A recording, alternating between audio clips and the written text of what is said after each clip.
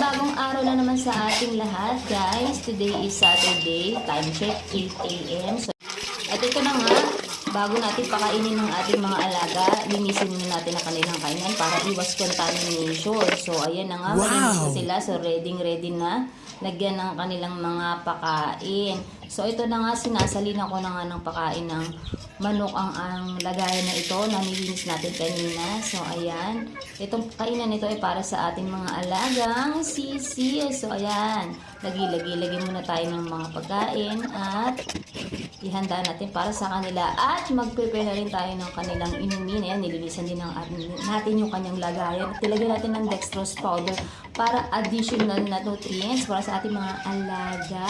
So, ayan. Ito na nga yung aming mga sisi. O, diba, papakainin na natin. Mga 1 month old na sila.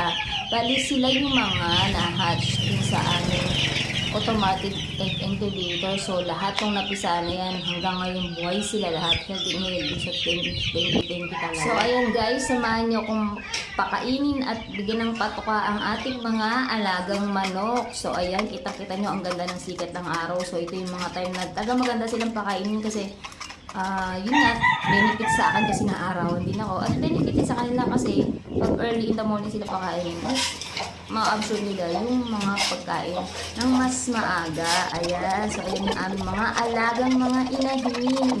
Ayan, ang dami na nila. Actually, yung mga inahin na yun, masisipag talaga mga itlog. So, nakakolect na kami ng mga ilang itlog nila. So, ready na silang isalin sa incubator. So, ito, dito sa kabila naman, dito namin nilagay yung iba namin mga tandang. So guys, please naman po follow, share, and like my video. And thank you very much for watching. See you again. Bye!